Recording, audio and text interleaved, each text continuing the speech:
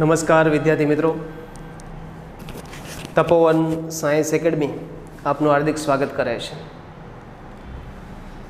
મિત્રો, આપણે છેલ્લા લેક્ચરની અંદર કાર્બોકેટાયન વિશે અભ્યાસ કરેલો છે, જેમાં આપણે શીખી ગયા કે કાર્બન ઉપર ધન વીજભાર હોય તેને કાર્બોકેટાયન તરીકે ઓળખવામાં આવે છે. કાર્બોકેટાયન ધનવીજભારિત સ્પીસીસ છે. તેની પાસે અષ્ટક રચના અપૂર્ણ હોય છે. તેની પાસે 6 ઇલેક્ટ્રોન હોય છે, માટે ષષ્ટક રચના દર્શાવે છે. અને એના ઉપર ધનવીજભાર હોવાને કારણે એ વધારે અસ્થાયી સંયોજન છે, અને અસ્થાયી સંયોજન છે માટે પ્રતિક્રિયાત્મક જોવા મળે છે, એટલે ઝડપથી રિએક્શન આપવાની વૃત્તિ દર્શાવે.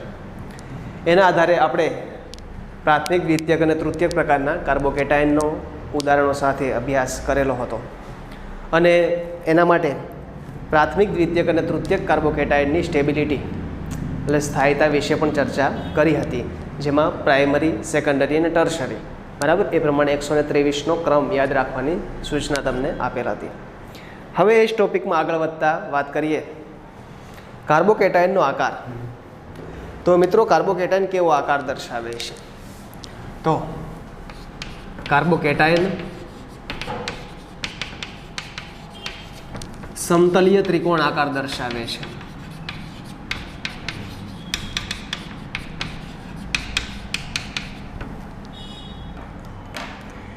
તેનો આકાર જોવા મળે છે સમતલીય ત્રિકોણ. હવે કાર્બોકેટાયન પાસે 6 ઇલેક્ટ્રોન છે, બરાબર છે. એ ત્રિકોણીય રીતે બોન્ડિંગથી જોડાય છે.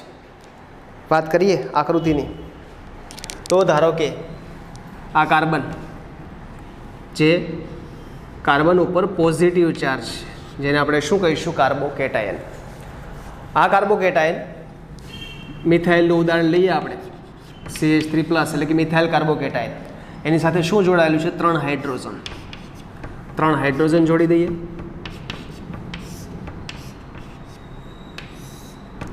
અને આને જોડતા એક સમતલીય ત્રિકોણ જેવી રચના જોવા મળે.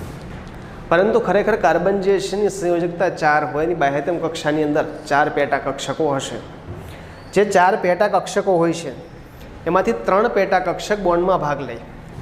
એક કક્ષક, બરાબર છે, એ આ રીતે સમતલને લંબ તરફ ગોઠવાયેલી હોય, અને આ કક્ષક જે છે ઇલેક્ટ્રોન રહિત છે. ઇલેક્ટ્રોન રહિત કે આની પાસે ઇલેક્ટ્રોન નથી, કારણ કે આની પાસે જે ઇલેક્ટ્રોન હતો એ બાજુમાં જોડાયેલો પરમાણુ પોતાની સાથે લઈ જશે. એના કારણે જ આ કાર્બન ઉપર ચાર્જ કેવો આવે છે? પોઝિટિવ. આમ મિત્રો કહી શકાય કાર્બોકેટાયન સમતલીય ત્રિકોણ આકાર દર્શાવે છે. એમાં 3 કાર્બન બોન્ડ હાઇડ્રોજન સિગ્મા પ્રકારના બોન્ડિંગ જોવા મળે. કાર્બન બોન્ડ હાઇડ્રોજન કેવા પ્રકારના બોન્ડિંગ છે? સિગ્મા. એવા બંનેની સંખ્યા કેટલી છે? 3, બરાબર છે. 3 સિગ્મા પ્રકારના બોન્ડિંગ જોવા મળે. એક કક્ષક છે જે ઇલેક્ટ્રોન રહિત છે, જેની પાસે ઇલેક્ટ્રોન રહેલા હોતા નથી. તો આમ MCQ માટે આ ધ્યાનમાં રાખવાનું કે સિગ્મા પ્રકારના બોન્ડિંગ દર્શાવે છે. એ ઉપરાંત વાત કરીએ તો કાર્બોકેટાયનનું સંકરણ કયું? બરાબર છે. તો 3 કક્ષકો ભાગ લે છે, બરાબર. 3 કક્ષક ભાગ લે, એમાંથી એક S હશે અને P કેટલી? 2. આમ સંકરણ કયું જોવા મળે છે?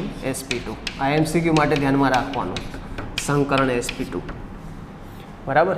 તો આ રીતે એટલી બેઝિક માહિતી છે, જેમાં વાત કરીએ પ્રમાણે કાર્બોકેટાયન સમતલીય ત્રિકોણ આકાર દર્શાવે. તેમાં કાર્બન બોન્ડ હાઇડ્રોજન જોવા મળે. કાર્બન બોન્ડ હાઇડ્રોજન એ સિગ્મા પ્રકારના બોન્ડિંગ હશે. એક કક્ષક એવી છે જેની પાસે ઇલેક્ટ્રોન નથી, એટલે કે ઇલેક્ટ્રોન રહિત કક્ષક છે. અને સંકરણ જોવા મળે sp2. sp2 સંકરણ શા માટે જોવા મળે? તો આપણને ખ્યાલ છે કાર્બનની પાસે બાહ્યતમ કક્ષામાં રહેલા 4 ઇલેક્ટ્રોન હોય. કાર્બનની ઇલેક્ટ્રોન રચનાની વાત કરીએ તો 1s2, 2s2, 2p2. ઉત્તેજિત અવસ્થાની ઇલેક્ટ્રોન રચનાની વાત કરીએ તો 1s2, 2s1, 2p શું આવે? 3. પરંતુ આમાંથી એક ઇલેક્ટ્રોન તો પ્લસ ચાર્જના કારણે, કાર્બન પ્લસ છે, ઇલેક્ટ્રોન રચના હિલિયમ 2s1 શું આવે? 2p2.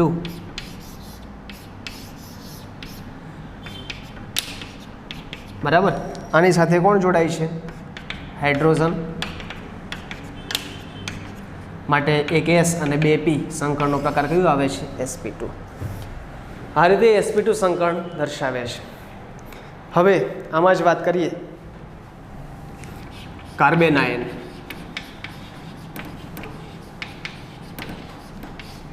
અથવા તો કાર્બન એનાયન.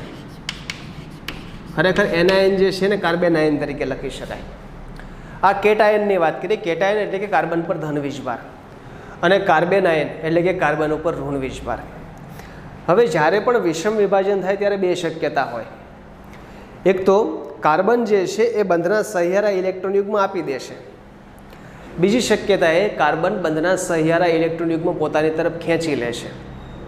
એ શરૂઆતમાં જ વાત કરી હતી કે વિષમ વિભાજન થતું હોય ત્યારે બંને પરમાણુઓ જે જોડાયેલા છે બંને પરમાણુની વિદ્યુત ઋણતા પર આધાર રાખશે. જે પરમાણુની વિદ્યુત ઋણતા વધારે છે, વધારે વિદ્યુત ઋણતાવાળો પરમાણુ બંધના સહિયારા ઇલેક્ટ્રોન યુગ્મને પોતાની તરફ ખેંચી રાખે છે, પરિણામે એના ઉપર નેગેટિવ ચાર્જ આવે અને કાર્બન ઉપર પોઝિટિવ ચાર્જ આવશે. જેમ કે ઉદાહરણ લીધું આપણે કાર્બોકેટાયન. એ જ રીતે એના કરતાં રિવર્સિબલ ઘટના બને કે કાર્બન સાથે એવો પરમાણુ જોડાયેલો છે કે જેની વિદ્યુત ઋણતા કાર્બનની સાપેક્ષમાં ઓછી છે. એટલે કે કાર્બનની વિદ્યુત ઋણતા કેવી થશે? વધારે. અને કાર્બનની વિદ્યુત ઋણતા વધારે થવાને કારણે બંધના સહિયારા ઇલેક્ટ્રોન યુગ્મને કોણ ખેંચી રાખે છે? હવે કાર્બન. જેના કારણે કાર્બન ઉપર ઋણ વીજભાર આવે છે અને ઋણ વીજભાર આવે તેને શું કહીશું? કાર્બન આયન તરીકે ઓળખવામાં આવે. જેમ કે ઉદાહરણ લઈએ, CH3 બોન્ડ Z છે. ઝેડની વિદ્યુત ઋણતા કાર્બનની સાપેક્ષમાં ઓછી છે. પરિણામે આ બંધના સહિયારા ઇલેક્ટ્રોન યુગ્મ ક્યાં આવે છે? કાર્બન પર. માટે CH3 કાર્બન ઉપર આવેલા આ બંને ઇલેક્ટ્રોન અને એના કારણે આના ઉપર ચાર્જ કેવો આવશે? નેગેટિવ. અને ઝેડનો ચાર્જ કેવો આવે? પોઝિટિવ. બરાબર. હવે કાર્બન 2 ઇલેક્ટ્રોનનો સ્વીકાર કરે છે. માટે આ જે કાર્બન ઉપર નેગેટિવ ચાર્જ જે છે એને કાર્બન આયન તરીકે ઓળખવામાં આવે. શું કહીશું? કાર્બન આયન છે. બરાબર. અને અહીંયા અષ્ટક ઇલેક્ટ્રોન રચના જોવા મળશે. કઈ ઇલેક્ટ્રોન રચના જોવા મળશે? અષ્ટક. એટલે કે 6 ઇલેક્ટ્રોન તો ઓલરેડી કાર્બન પાસે હતા, વધારાના 2 ઇલેક્ટ્રોન એ સ્વીકારે છે અને અષ્ટક ઇલેક્ટ્રોન રચના પ્રાપ્ત કરે છે. જે રીતે કાર્બોકેટાયન અનસ્ટેબલ હતો, અસ્થાયી છે, એ જ રીતે કાર્બન આયન પણ અસ્થાયી છે. અને કાર્બન આયન અસ્થાયી હોય તો ઝડપથી પ્રતિક્રિયાત્મકતા આપવાની વૃત્તિ દર્શાવે છે. એ જ રીતે કાર્બોકેટાયનની જેમ જ કાર્બન આયન પણ ઝડપથી રિએક્શન આપે છે. તો અહીંયા બેઝિક માહિતી ખાસ ધ્યાનમાં રાખવાની. કાર્બોકેટાયન એટલે કાર્બન ઉપર ધન વીજભાર અને કાર્બન આયન એટલે કાર્બન ઉપર કયો વીજભાર આવે છે મિત્રો? ઋણ વીજભાર. બરાબર છે. આ બંને પ્રકાર વિષમ વિભાજનની અંદર આપણે જોઈ શકાય. વિષમ વિભાજનના કારણે 2 પ્રકારના આયનો ઉત્પન્ન થઈ શકે. એક કાર્બોકેટાયન અને બીજું કયું આવે? Carbon ion. આ MCQ માટે ધ્યાનમાં રાખવાનું છે. બરાબર. આ sp2 સંકળને વગેરે MCQ માટે જોઈ લેવાનું. મિત્રો, આપણે હમણાં વિષમ વિભાજન વિશે ચર્ચા કરી, જેની અંદર મુખ્ય 2 પ્રકાર એટલે કે કાર્બોકેટાયન અને કાર્બો એનાયન મળતા હતા આપણને. હવે વાત કરીશું પ્રશ્ન નંબર 19, જેમાં વાત કરવામાં આવી છે સહસંયોજક બંધનું સમવિભાજન સમજાવવું. હવે એક બેઝિક માહિતી છે કે કોઈ પણ સહસંયોજક બોન્ડ એટલે ભાગીદારીનો બોન્ડ, ભાગીદારીનો બંધ બનેલો છે. એક કાર્બન છે, કોઈ એક અન્ય પરમાણુ છે. હવે જ્યારે એનું સમવિભાજન થાય, સમ એટલે શરૂઆતમાં પણ કીધું છું સરખું વિભાજન થાય તો બંધમાં રહેલા ઇલેક્ટ્રોન સરખા ભાગે વહેંચણી પામશે. એટલે કે બંધમાં આપણને ખ્યાલ છે 2 ઇલેક્ટ્રોન હોય છે, સરખા ભાગે વહેંચણી પામે એટલે બંને પરમાણુઓ પાસે કેટલા ઇલેક્ટ્રોન જશે? 1 ઇલેક્ટ્રોન. માટે એવું કહી શકાય કે સહસંયોજક બંધ અથવા તો સમવિભાજન દરમિયાન સહસંયોજક બંધમાં રહેલા સહિયારા ઇલેક્ટ્રોન યુગ્મ, સહસંયોજક બંધમાં રહેલા સહિયારા ઇલેક્ટ્રોન યુગ્મ પૈકી બંને પરમાણુઓ 1 ઇલેક્ટ્રોન લઈને મુક્ત થશે. બરાબર છે. આ ખાસ ધ્યાનમાં રાખવાનું છે. તો લખી શકાય સમવિભાજન દરમિયાન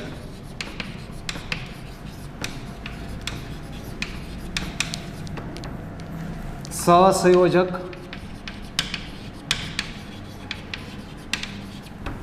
બંધના સહિયારા ઇલેક્ટ્રોન યુગ્મ, સહિયારા ઇલેક્ટ્રોન યુગ્મમાં રહેલા એક એક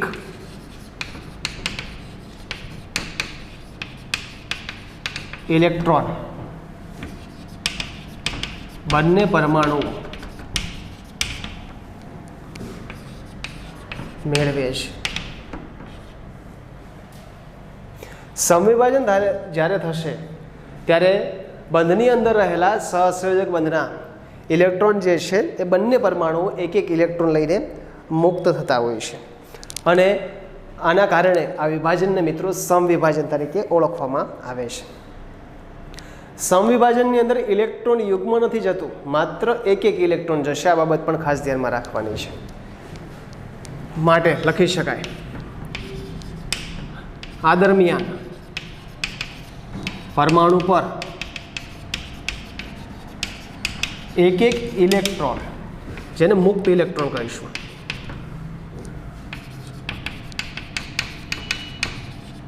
મુક્ત ઇલેક્ટ્રોન ધારણ કરે છે અને તેને મુક્ત મૂલક તરીકે ઓળખવામાં આવે. શું કહેવાય છે?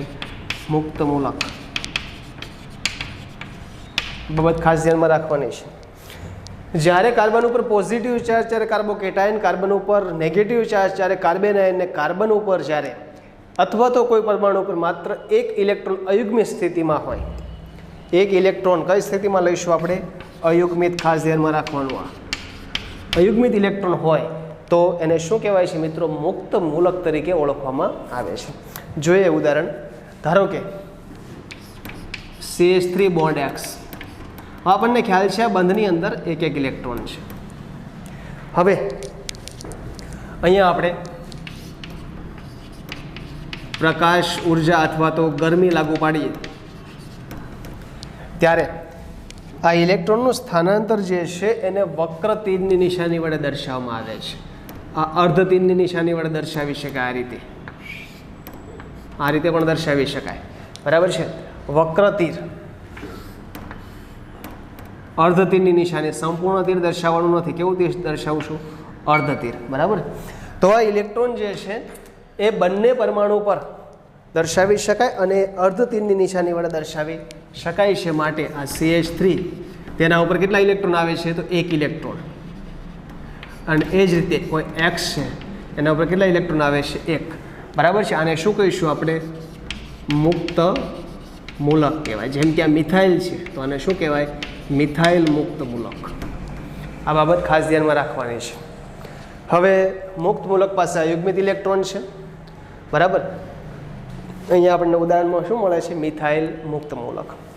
જે રીતે કાર્બોકેટાયન છે, કાર્બેનાયન છે કે જેના ઉપર પોઝિટિવ અને નેગેટિવ ચાર્જ હોવાને કારણે અનસ્ટેબલ છે, એ જ રીતે મુક્ત મૂલક ઉપર વધારાનો ઇલેક્ટ્રોન છે અને આ ઇલેક્ટ્રોન જે છે એના કારણે મુક્ત મૂલક પણ અનસ્ટેબલ છે. માટે લખી શકાય મુક્ત મૂલક કેવા હોય છે મિત્રો? અસ્થાયી છે. અને અસ્થાયી છે માટેની પ્રતિક્રિયાત્મકતા વધારે છે. પ્રતિક્રિયાત્મકતા શું કહી શકાય? વધારે.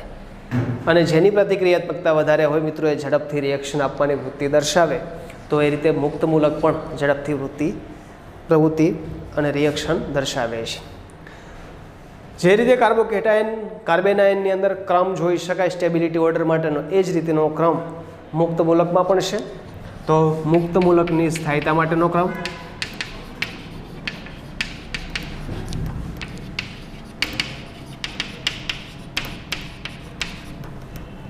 પ્રાથમિક, દ્વિતીયક અને કયું આવે છે? તૃતીયક. એટલે પ્રાથમિકથી લઈને જેમ તૃતીયક તરફ જઈશું એમ મુક્ત મૂલકની સ્ટેબિલિટી વધે છે.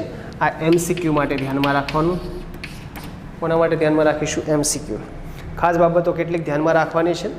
પહેલાં તો મુક્ત મૂલક ક્યારે બને એ વસ્તુ મગજમાં ક્લિયર હોવી જોઈએ કે જ્યારે પણ સમવિભાજન થાય, સરખા ભાગ કરવાના છે ત્યારે બંને પાસે એક એક ઇલેક્ટ્રોન આવે અને આને મુક્ત મૂલક કહેવાય. સમવિભાજન દરમિયાન મુક્ત મૂલક બને વિષમ વિભાજન દરમિયાન કાર્બોકેટાયન અથવા કાર્બોએનાયન બનશે. આ બંને બાબત સ્પષ્ટતાથી યાદ રાખવાની. કાર્બોકેટાયન હોય, કાર્બેનાયન હોય કે મુક્ત મૂલક હોય, ત્રણેય પાસે વધારાના ઇલેક્ટ્રોન છે, કેટલા પાસે ઇલેક્ટ્રોનની ઉણપ છે એવું કહી શકાય. માટે આ ત્રણે ત્રણ અનસ્ટેબલ છે, અસ્થાયી છે. અને જ્યારે કોઈ પણ અસ્થાયી હોય ત્યારે ઝડપથી રિએક્શન આપે, માટે ત્રણે ત્રણ ઝડપથી પ્રક્રિયા આપવાની વૃત્તિ દર્શાવે છે. આ બાબતો ખાસ ધ્યાનમાં રાખવાની.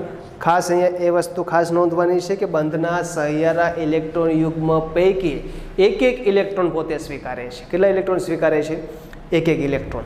બરાબર છે ને? જેના કારણે મુક્ત મૂલકની રચના થાય છે. થિયરી માટે પણ આ પ્રશ્ન અગત્યનો છે. સહસંયોજક બંધનું સમવિભાજન અથવા તો મુક્ત મૂલક વિશે ચર્ચા કરો એ રીતે પ્રશ્ન પૂછી શકાય. તો આ બાબતો ખાસ ધ્યાનમાં રાખવાની છે મિત્રો. આ જોઈ લેવાનો, સ્ક્રીનશોટ પાડી લેવાનો, ખાસ અગત્યનો છે. MCQ માટે આ ક્રમ પણ ધ્યાનમાં રાખવાનો છે.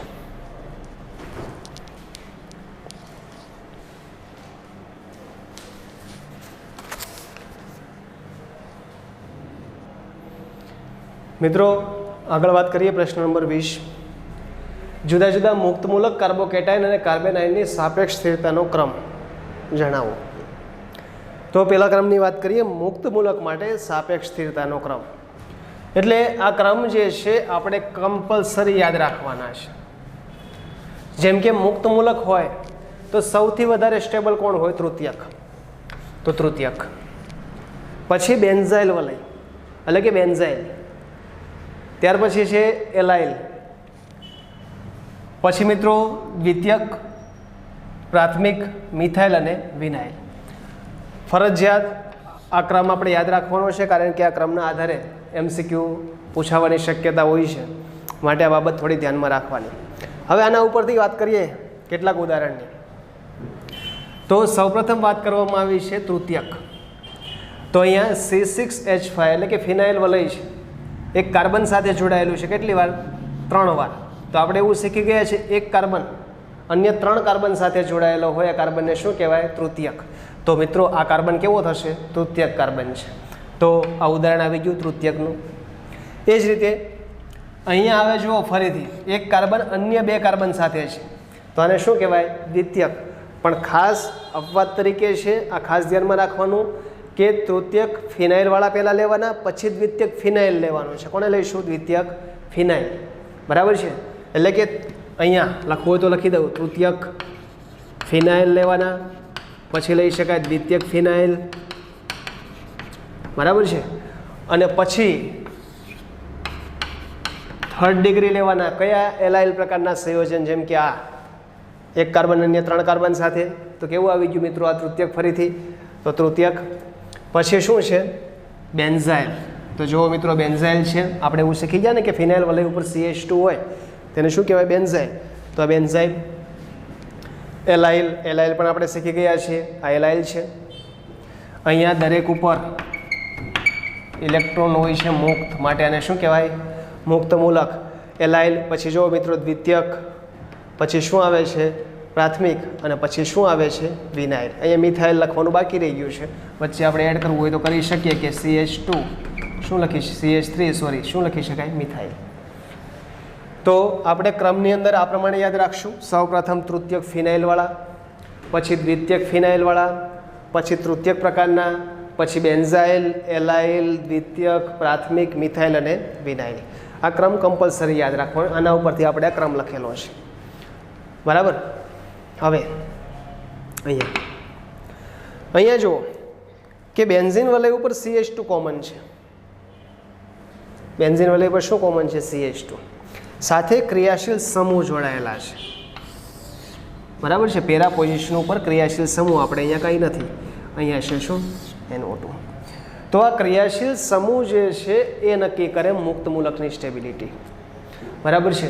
તો ક્રિયાશીલ સમૂહ જ્યારે CH3O હોય જ્યારે સ્ટેબિલિટી સૌથી વધારે, પછી CH3માં, પછી કંઈ નથી ત્યારે, અને પછી શું આવે? NO2માં.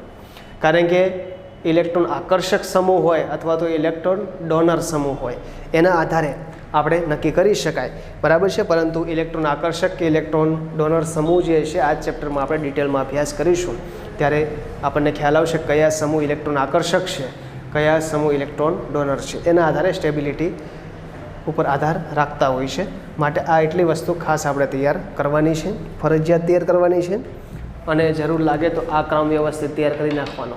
તૃતીયક ફિનાઇલ, દ્વિતીયક ફિનાઇલ, પછી તૃતીયક બેન્ઝાઇલ, એલાઇલ, દ્વિતીયક પ્રાથમિક મિથાઇલ અને વિનાઇલ. બરાબર, એટલી બાબતો ખાસ ધ્યાનમાં આ એટલી વસ્તુ લખી લેવાની.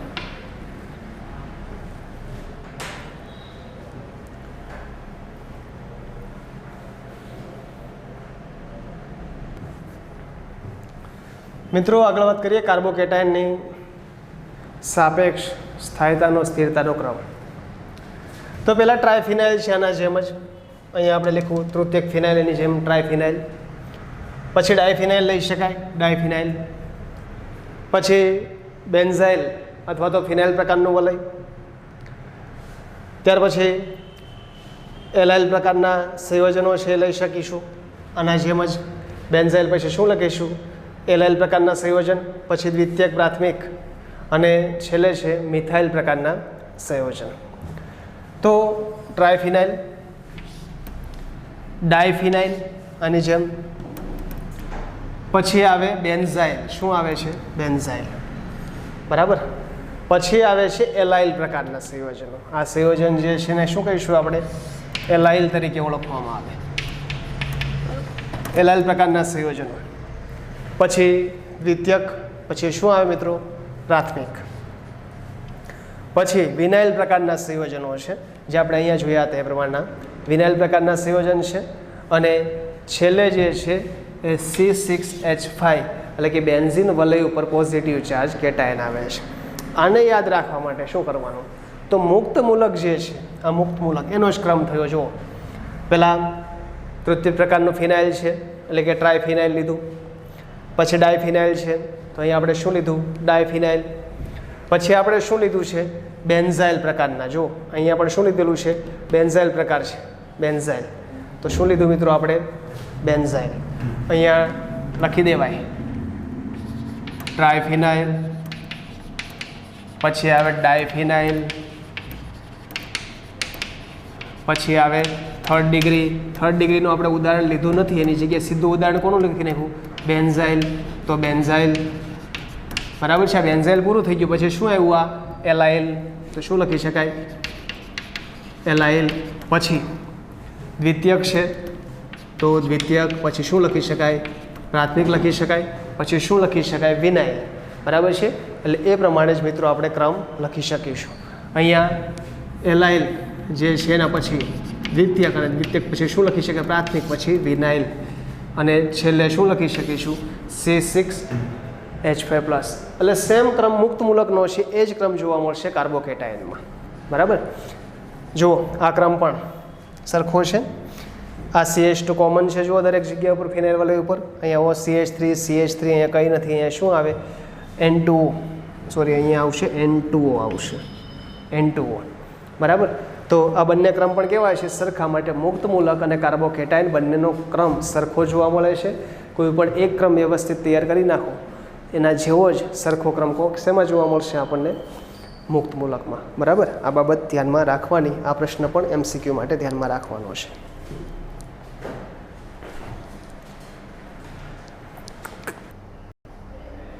મિત્રો આગળ વાત કરીએ કાર્બન આયન માટેની સાપેક્ષ સ્થિરતાનો ક્રમ.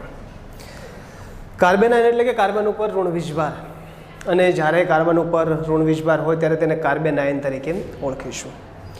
હવે એક વસ્તુ ક્લિયરલી સમજી શકાય એવું છે કે કાર્બોકેટાયન હતો જેના ઉપર પોઝિટિવ ચાર્જ, અને કાર્બન આયન જેના ઉપર ચાર્જ નેગેટિવ, બંને ઉપર વિરોધી વીજભાર.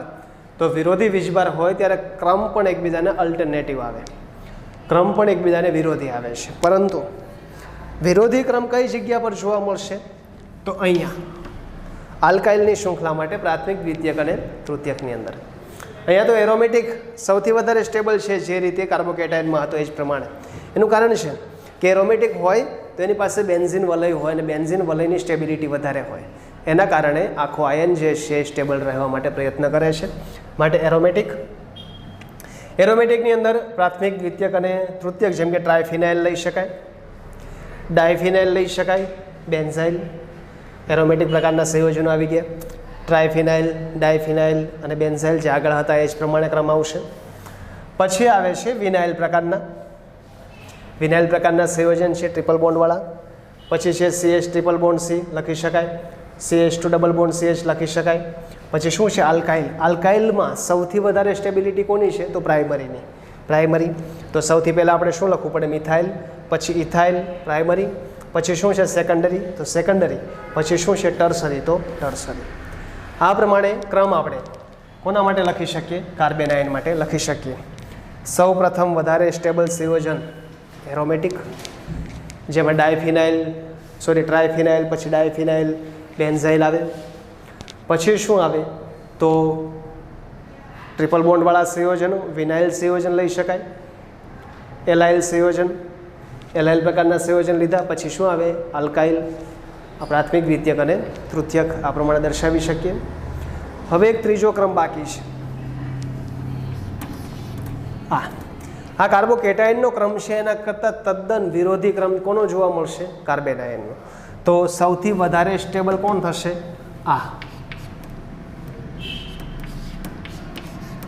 આ સૌથી વધારે સ્ટેબલ કાર્બન આયન માટે લખી શકાય. પછી ફિનાઇલ વલય આવે છે જેની સાથે કોઈ વિશિષ્ટ પ્રકારનો ક્રિયાશીલ સમૂહ જોડાયેલો નથી એ. પછી કોણ જોડાયેલું છે CH3 વાળું સંયોજન એ આવે.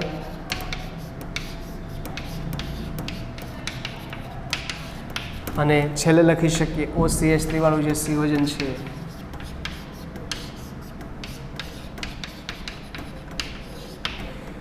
ટૂંકમાં કાર્બોકેટાયન કરતાં કાર્બન આયનની અંદર તદ્દન વિરોધી પ્રકારનો ક્રમ જોવા મળે છે. બરાબર. ઇન શોર્ટ દરેકમાં શું હતું દરેકની અંદર એક વસ્તુ કોમન હતી. સૌથી પહેલાં ટ્રાયફિનાઇલ આવે, પછી આવે ડાયફિનાઇલ અને પછી આવે બેન્ઝાઇલ. એટલી વસ્તુ થઈ જાય પછી થર્ડ ડિગ્રી આલ્કાઇલ. આ બધી વસ્તુ કોમન. થર્ડ ડિગ્રી આલ્કાઇલ પછી શું આવે તો એલાઇલ. એલાઇલ પૂરું થઈ જાય પછી દ્વિતીયક આવે. શું આવે પ્રાથમિક આવે. પછી શું આવે વિનાઇલ પ્રકારના સંયોજન આવે. તો આ પ્રકારનો ક્રમ હતો. તો આ પ્રકારનો ક્રમ વ્યવસ્થિત ધ્યાનમાં રાખવાનો, જેના કારણે MCQ સરળતાથી આપણે લખી શકાય. અને આ કયા ક્રિયાશીલ સમૂહના કારણે શું થાય છે ઇલેક્ટ્રોન એક્સેપ્ટર અને ઇલેક્ટ્રોન ડોનર ગ્રુપના આધારે નક્કી કરી શકાય. આ બાબત થોડીક ધ્યાનમાં રાખવાની છે મિત્રો. આ વ્યવસ્થિત જોઈ લેવાનો છે ક્રમ. આ એક MCQ માટે ખાસ ધ્યાનમાં રાખવાનું કે કાર્બન આયનનો ક્રમ શું આવે પ્રાઇમરી, દ્વિતીયક અને તૃતીયક. કાર્બોકેટાયનનો ક્રમ લખવો હોય તો શું આવે પ્રાથમિક કરતાં મોર સ્ટેબલ દ્વિતીયક અને દ્વિતીયક કરતાં મોર સ્ટેબલ કોનો આવે તૃતીયક. અને મુક્ત મૂલકનો ક્રમ 3 લખી દઈએ આપણે.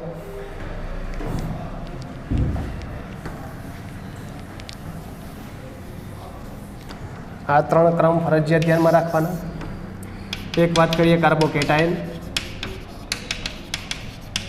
તો પ્રાથમિક કરતાં દ્વિતીયક સ્ટેબલ અને દ્વિતીયક કરતાં તૃતીયક. અહીંયા મિથાઇલ પણ લખી શકાય. બરાબર.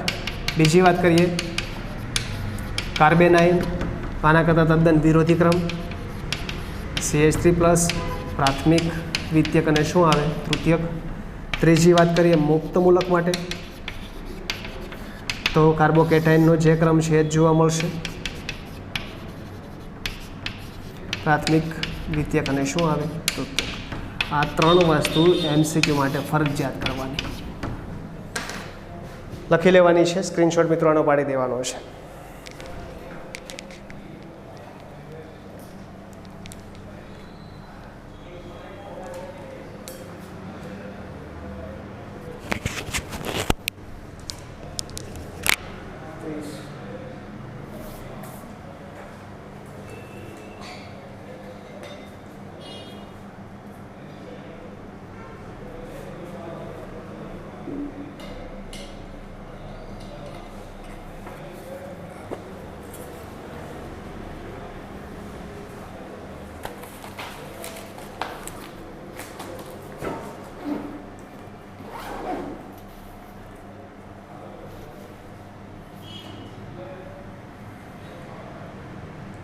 મિત્રો દરેક પ્રશ્નો હોમવર્કમાં લખવાના છે 2 વાર